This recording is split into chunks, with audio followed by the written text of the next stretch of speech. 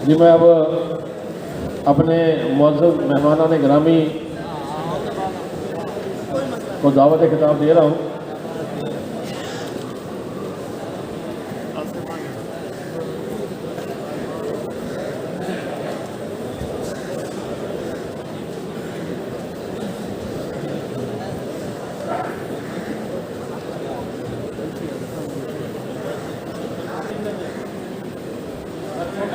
कोयटा से आए हैं, इनके भरपूर क्लैपिंग करें।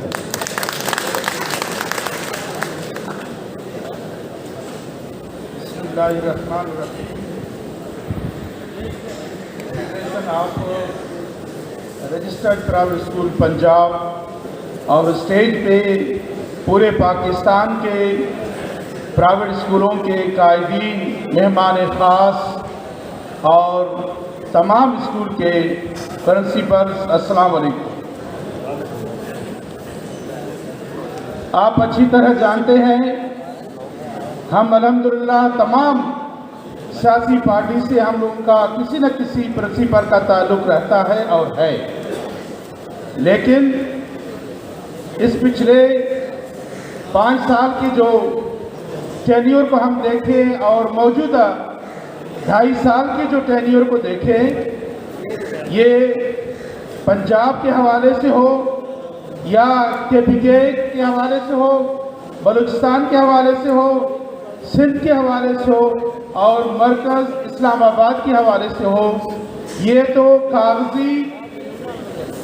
कागज़ी हद तक महदूद है कि तमाम सूबे बाअख्तियार हैं, लेकिन आप अच्छी तरह जानते हैं इनके तमाम फैसले जो है एजुकेशन के हवाले से मरकज़ में होते रहते हैं। अजीज़ प्रिंसिपल, मैं चंद बातें आप लोगों के सामने गोश गुजार करना चाहता हूँ। खुदारा उस नींद से आप बेदार हो। हमारी एक इत्तेहाद है, एक स्कूलों का वजूद है, हम उस्ताद ज़रूर हैं, लेकिन हमें हर हवाले से जो फैसले प्राइवेट सेक्टर से के हवाले से दिए जाते हैं हमें इग्नोर किया जाता है। तो ये हमारे लिए एक सवालिया निशान है। आप हालिया देखें, सेनेट के इलेक्शन में सबने अपना खेल खेला। मौजूदा वज़ीर आज़म पाकिस्तान की उनकी हल्फ के हवाले से या एतमाद का वोट है, उसने भी अपना पता खेल दिया। मेरा क्वेश्चन ये है कि हम प्राइवेट सेक्टर को ये स्टेक होल्डर क्यों तस्लीम नहीं करते हैं? उसका वजह यही है हम सिर्फ उस्ताद बन करके रह गए हैं। खुदारा इनके तरह बेशक हम तादाद में चंद है, लेकिन अख्तियारमंद हैं। हमें ज़रूर निकलना चाहिए इन ऐवानों के सामने।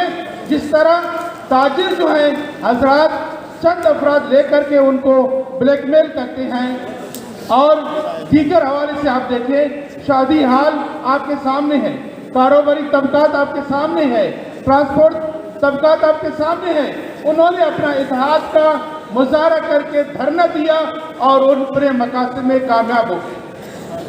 लेकिन हम प्राइवेट सेक्टर वाले सिर्फ हम दिन गिनते हैं कि आज नहीं कल होगा, ऐसा नहीं तो वैसा होगा, ये होगा वो होगा, सिर्फ हो गए तक हम महदूद हैं।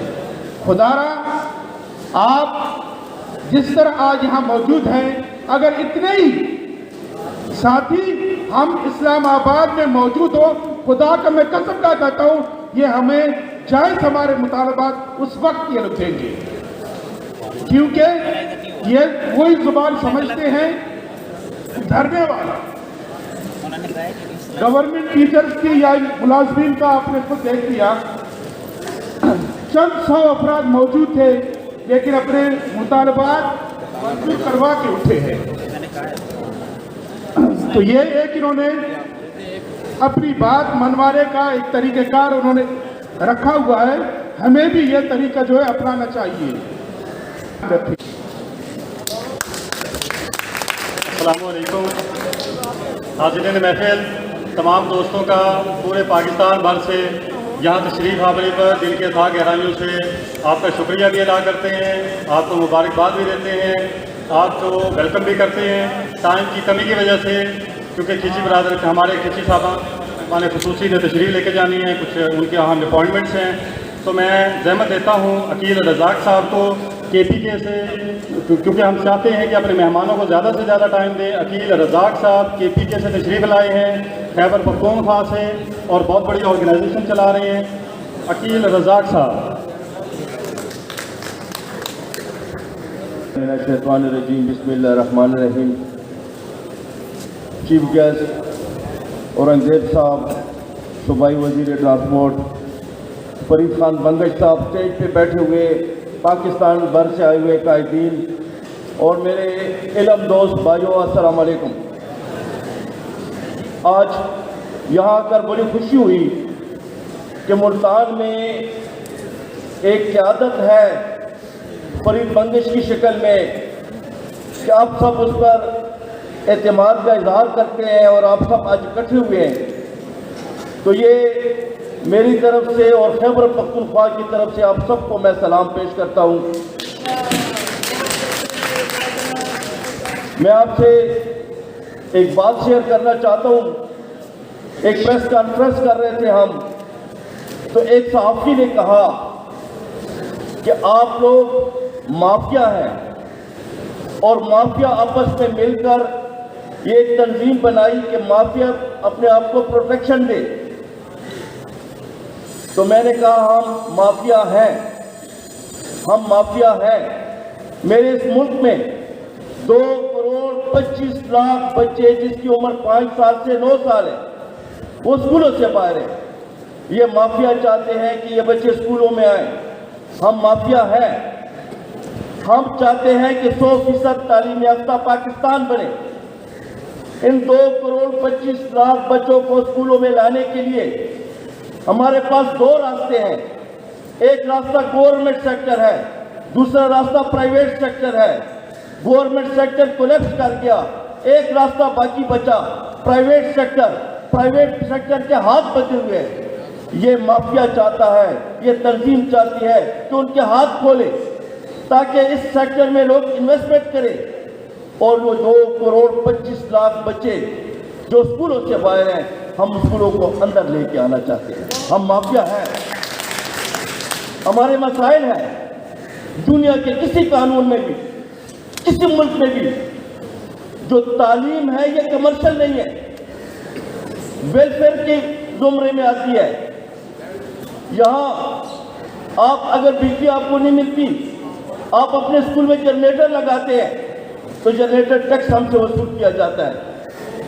आपके सैलमा के जो प्रॉपर्टी टैक्स है 1 रुपया स्क्वायर फुट है, और जो प्राइवेट सेक्टर हमारे पेशावर में 20 रुपये स्क्वायर फुट कवर एरिया। एक सैलमा और स्कूल में क्या फ़र्क है? हम पर जी टैक्सेस है, हम मुख्तलिफ किस्म के टैक्सेस देते हैं। मुझ पर जी आता प्रोफेशनल टैक्स दे, आपने अपने स्कूल के ऊपर बोर्ड लगाया उसका भी टैक्स दे, आप ट्रेड लाइसेंस का भी टैक्स दे। हम टैक्सेस देते हैं, 12 किस्म के टैक्सेस देते हैं।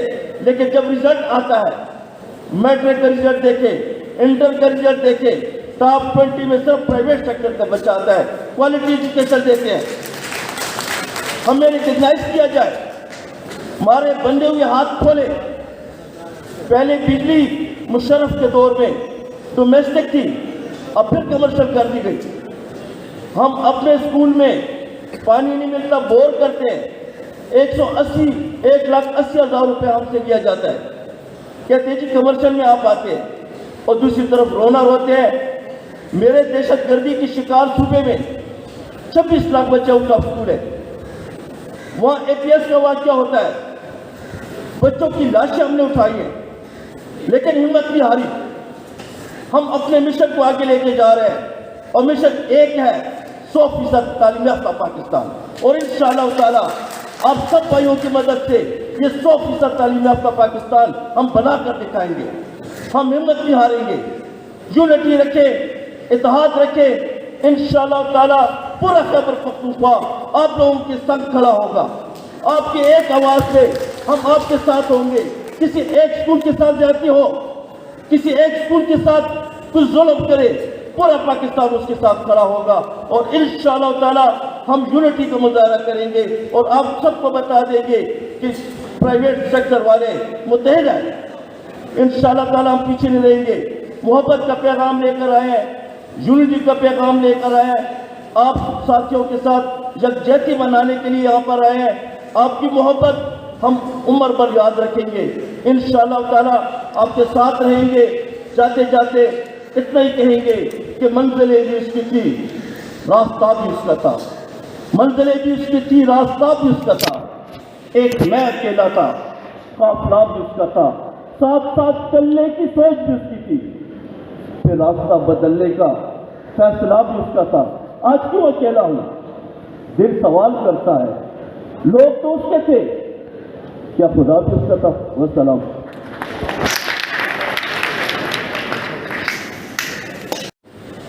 दोस्तों अस्सलाम वालेकुम।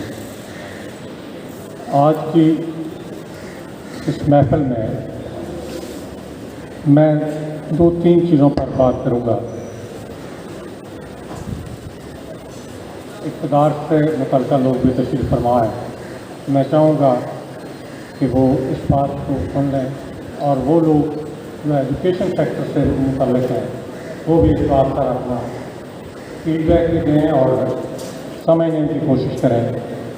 पिछला साल कोरोना के हवाले से दुनिया जहाँ के लिए बड़ा मुश्किल था, वहाँ शोबा तालीम के लिए सबसे मुश्किल था और हज़ारों स्कूल अमली तौर पर बंद हो गए, लेकिन कोई उनका पसंद हाल नहीं था।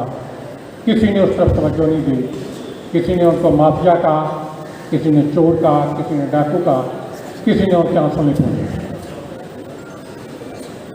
इस रवैये को बदलने की ज़रूरत है और हम सब ने मिलकर इस रवैये को बदलें।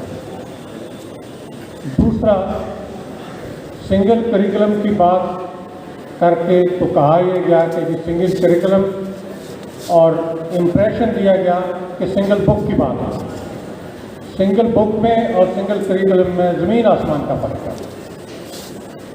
आप करिकुलम दे सकते हैं कि जी ये चीज़ें आपने पढ़ानी हैं, बिल्कुल बड़ी अच्छी बात है, यकसानियत के लिए ये होना चाहिए, लेकिन आप किताब मजबूर कर दें कि ये वाली किताब आपने पढ़ानी है, तो ये ऐसा नहीं हो सकता।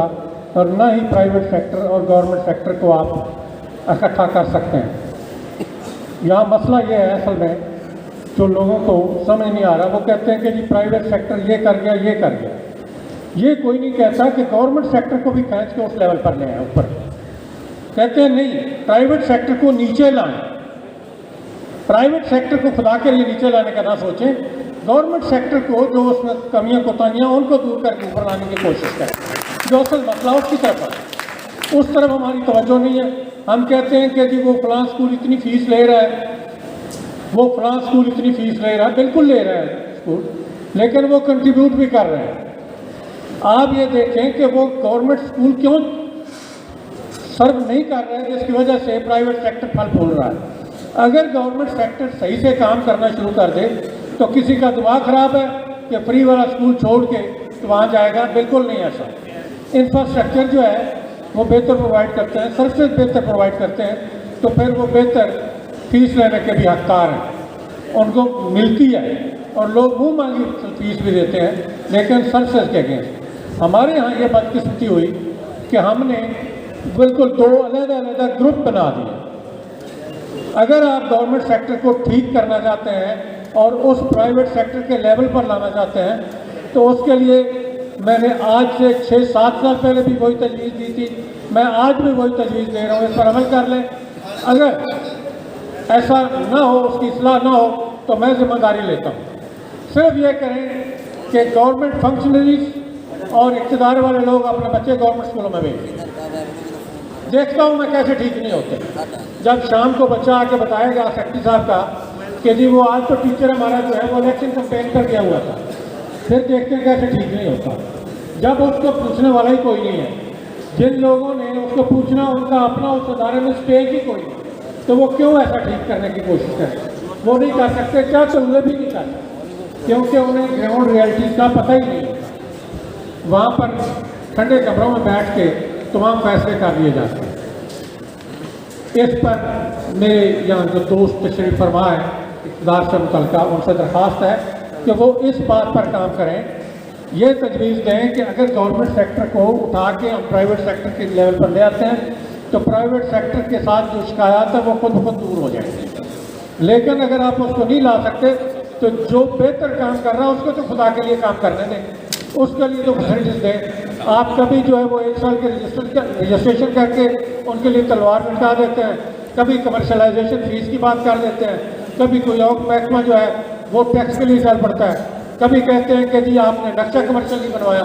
अजीब और गरीब किस्म की रुकावटें। भाई वो तालीम दे रहे हैं, अगर किसी दरख्त के नीचे बैठ के भी दे रहे हैं तो उनकी हौसला अफजाई करें, अगर वो किसी बहुत बड़े अदारे में बैठ के दे रहे हैं तो भी उनकी हौसला अफजाई करें।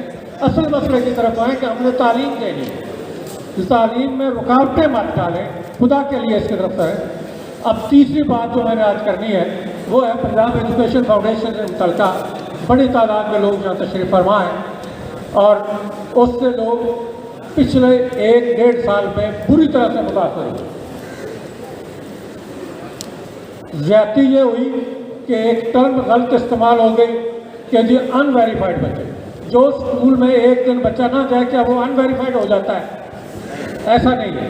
एक गलतफहमी हुई, उसके लिए एक लाएअमल दिया गया, कर दिया गया। पिछले साल भी नहीं, उससे पिछले साल 2019 नवंबर से ये लोग पिछले हुए आ रहे हैं। लाहौर की सड़कों पर दाने भी खाए, धक्के भी लिए, एहतजाज भी किए, हड़तालें भी की, सब कुछ हुआ। कुछ चीज़ें अपने डगर पर चल पड़ी, फिर एक अच्छा फैसला हो गया। किसी तरह से एक ऐसा चेयरमैन आ गया जिसने आके सूरत हाल को संभालने की कोशिश की। मसाइल इतने ज़्यादा थे, लेकिन मैं ये ज़रूर कहता हूँ कि उनकी ख्वाहिश कबल वक्त है। जब तक किसी को काम करने का मुनासिब टाइम नहीं देते, उसकी मजबूरियों को समझ के कोशिश नहीं करते, उस वक्त मसाइल हल नहीं होते। लिहाजा पंजाब एजुकेशन फाउंडेशन के लोग जो आपके लिए बेहतर परफॉर्म करने की कोशिश कर रहे हैं उनको थोड़ा सा टाइम दें। मैंने कल भी पंजाब एजुकेशन फाउंडेशन के दफ्तर को विज़िट किया। 2-3 चीज़ें मैं आपके साथ शेयर करता हूँ, इससे आप अंदाज़ा लगा लें कि जो 5 अरब वाले फंड्स का पेफ का एडवाइस फंसी हुई थी फाइनेंस में, वो जाने के बाद पिछली जुमेरात को एजी ऑफिस चली गई थी। जुमे को मैंने एजी ऑफिस विज़िट किया रिक्वेस्ट की दोस्तों से, फिर मेरे बाद भी 2-3 दोस्तों ने वहाँ पर मुख्तलिफ हवालों से कोशिश की और हम उम्मीद कर रहे हैं कि मंगल तक पंजाब एजुकेशन फाउंडेशन को पैसे जो है वो मिल जाएंगे, वो 5 अरब रुपये। इसमें हमारा कोई रोल नहीं है, आप लोगों का अपना रोल है। फाउंडेशन के लोग भी कोशिश कर रहे हैं, हम भी अपना हिस्सा डालने की कोशिश कर रहे हैं, उसमें से आगे वो मिल जाए। और दूसरे बकायाजात की फाइल अप्रूव हुई पड़ी है, वो भी मिल जाएंगे। वो तकरीबन 1 अरब 80 करोड़ के बनते हैं जो बकायाजात हैं, वो होने आ रहे हैं। इसके अलावा पंजाब एजुकेशन फाउंडेशन के मौजूदा इंतज़ामिया जो है उन्होंने मामलात को काफ़ी बेहतर करने की कोशिश की है और कर लिया है, लेकिन थोड़ा सा हमें भी सब्र और तहम्मुल का मुजाहरा करते हुए उनके लिए एक मरतबा ज़ोर से क्लैपिंग कर दी जाए। सुबह सिंध के लिए, पाकिस्तान भर के लिए उनकी बड़ी खिदमत है। उनके बेटे कराची से तशरीफ़ लाए हैं सैयद तारिक शाह साहब, सिंध की नुमाइंदगी करते हुए वो तशरीफ़ लाएंगे, अपने ख्यालात का इज़हार करेंगे। सैयद तारिक शाह साहब।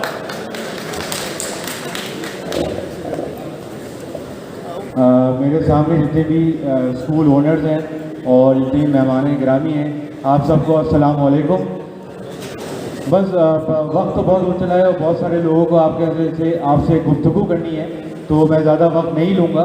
सिर्फ मैं इतनी बातें करना चाहूँगा कि चाहे पेप स्कूल हो या प्राइवेट स्कूल हो, हम सब एक हैं, क्योंकि हम सब का मकसद एक है। हम सब के प्राइवेट एंटिटीज़ हैं, हम सब तालीम देने के लिए जो है ना अपने स्कूल्स में बच्चों को बुलाते हैं, तो हमारा किरदार जो है वो बहुत अहम है। हुकूमत शायद ये रियलाइज़ नहीं कर पाती, क्योंकि हमने कभी रियलाइज़ कराया ही नहीं, हमने कभी यूनिटी का मुजाहरा किया ही नहीं। अगर हम सब एक पेज पर आएँ, अपनी अपनी ऑर्गेनाइजेशंस को एक साथ बिठाएं पूरे पाकिस्तान की और हम एक आवाज़ हों, तो शायद जो हमारे मसाइल हैं, चाहे टैक्सेस के मसाइल हों, चाहे हमारे फंड्स के मसाइल हों, चाहे दीगर अभी कोरोना में जो हमें फ़ी के मसाइल आए, चाहे हमें फ़ी कम कराई गई, जितनी भी मसाइल पैदा होते हैं ये सब हमारी यूनिटी की कमी की वजह से पैदा होते हैं। तो हम सबको चाहिए कि अपनी अपनी ऑर्गेनाइजेशंस को, अपने अपने इलाक़ी की ऑर्गेनाइजेशंस को मुस्तहकम करें, अपनी ज़ाती मफादात को साइड पर रखकर अपनी ज़ाती एक्सपोजर के लिए या अपनी ज़ाती आप कह लें कि प्रेस्टीज को साइड पर रख के हमें अपने मफाद को आगे लाना होगा, अपने स्कूल्स के मफाद को आगे लाना होगा और एजुकेशन फर्टिलिटी को एक मुस्तहकम जब तक हम नहीं बनाएंगे, जब तक हम कामयाब नहीं हो सकेंगे। और मैं यकीन दहानी कराता हूँ कि आपके जो भी मसाइल होंगे, सिंध आपके साथ लाजमी खड़ा होगा। मुझे बड़ा दुख हुआ कि अभी कोरोना के अंदर जितने आप लोग ने मुजाहरे किए, जिस तरह पेप स्कूल को ट्रीट किया गया, हमें बहुत दुख हुआ। हमने वहाँ से स्टेटमेंट भी दी, लेकिन आगे आने वक्तों में अगर आपके मसाइल हल नहीं होते तो इंशाअल्लाह सिंध के तमाम प्राइवेट तालीमी इदारे आपकी सपोर्ट में खड़े होंगे और आपकी आवाज़ सिंध से भी उठेगी ताकि आपकी जो आला हुकाम तक मसाइल हैं वो पहुँचें और हम इंशाअल्लाह एक साथ होकर आगे भी मसाइल को हल करते रहेंगे। बहुत शुक्रिया। सुबह सिंध से सैयद तारिक शाह साहब अब इस्लामाबाद से तशरीफ लाए हैं। हमारे मोअज़्ज़ज़ मेहमान अपनी मसाइल को हल करते रहेंगे। बहुत शुक्रिया। सुबह सिंध से सैयद तारिक शाह साहब अब इस्लामाबाद से तशरीफ लाए हैं। हमारे मोअज़्ज़ज़ मेहमान डॉक्टर अफजल बाबर साहब, डॉक्टर मोहम्मद अफजल बाबर साहब इस्लामाबाद से तशरीफ लाए हैं। डॉक्टर साहब।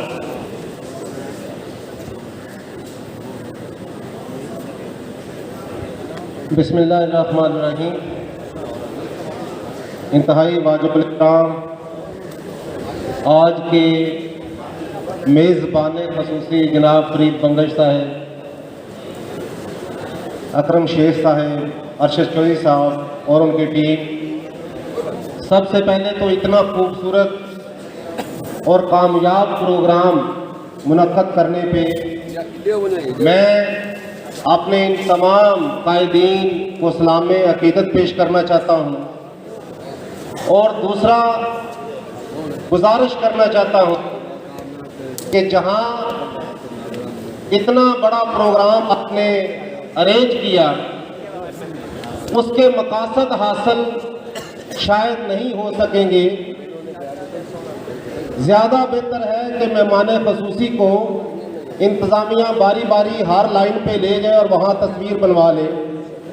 हमारे ये लोग पूरे पाकिस्तान से आए हैं, आपके मसाइल को अपने सूबों में और मरकज़ में उठाने के लिए आए हैं, इज़ारे यकजहती के लिए आए हैं। लेकिन आप पिछले आधे घंटे से बारी बारी स्टेज पे आके मेहमान ख़ुसूसी को भी डिस्टर्ब कर रहे हैं और हमारा और अपना टाइम भी ज़ाया कर रहे हैं। तो बराए मेहरबानी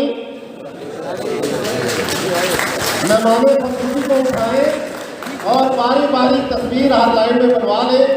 उसके बाद हम और आप आपस में हम बोलेंगे, बात कर लेंगे। ये कोई तरीका नहीं है। आधी वजह आज जिस फेज से हम गुजर रहे, ये निजी तालीमी इदारों का पाकिस्तान बनने के बाद चौथा फेज है। जो पहले 3 फेज थे उनमें सबसे पहला फेज जो है वो हमने रियासत के साथ मिलकर रियासत की सरपरस्ती में पब्लिक प्राइवेट पार्टनरशिप के तहत ना सिर्फ शराफादगी बढ़ाई बल्कि रियासत जो बिल्कुल लो मौजूद थी उसको दुनिया का हम पल्ला बनाने के लिए निजी तालीमी इदारों ने किरदार अदा किया। दूसरे फेज में हमें नेशनलाइज कर दिया गया, उसमें मैं बात नहीं करना चाहता। लेकिन तीसरा और ये आखिरी फेज जो है, मेरे भाइयों, हमें एक पॉइंट समझना बड़ा जरूरी है। आज सिर्फ जनूबी पंजाब के मरकजी इलाके के अंदर सैकड़ों स्कूल स्कूल मालकान का जमा होके अपनी आवाज को पंजाब के इक़्तिदार के अवानों में पहुंचाने के लिए जुलाई में जो है वो धरना देना पड़ा। पूरा साल कोरोना के मुश्किलात का शिकार होने के बावजूद वज़ीर आज़म पाकिस्तान को जब टीवी पे सवाल किया जाता है तो उनको पता नहीं होता कि निजी तालीमी इदारों के भी कोई मसाइल है। तो हमें कुछ सोचना चाहिए कि हम अब अफवाज पाकिस्तान से भी बड़ी एम्प्लॉयमेंट देने वाली कम्युनिटी बन चुके हैं। हम सरकारी इदारों से भी बड़ा इंफ्रास्ट्रक्चर रखते हैं। लेटेस्ट डाटा के मुताबिक जो 25 मिलियन बच्चे आउट ऑफ स्कूल थे उनकी तादाद बढ़ गई है। सरकारी डाटा की बात कर रहे हैं, वो कोई 4.25 करोड़ बच्चे जो है 37 मिलियन से ज्यादा बच्चे आउट ऑफ स्कूल हो चुके हैं। तो क्या वजह है कि हमारी ये मौजूदा हुकूमत माजी की हुकूमतों की तरह ना सिर्फ तालीम को इग्नोर कर रही है बल्कि इसके एजेंडे में तालीम है ही नहीं।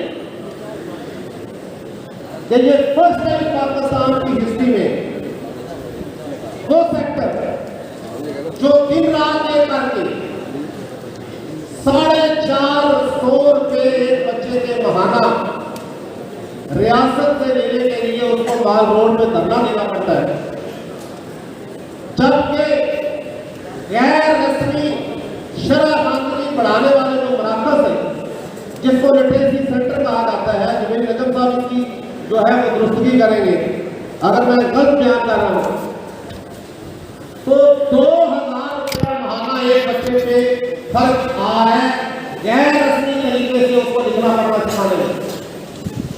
तो मेरे भाइयों, ये हम अपने साथ नाइंसाफी खुद कर रहे हैं कि सरकारी वसाइल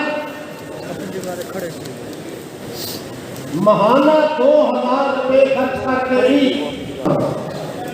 कि आज जनूबी पंजाब से इस तहरीक का आगाज तो कर चुके हैं, आज आपने अपने खुदाइए इंतखाब भी करवा दिया नेशनल सतह पे और साथ ही हमें स्टेज पे बैठा के आपने इंतखाब की बात भी कर दी कि अगर काम नहीं होगा, इकट्ठे नहीं चलेंगे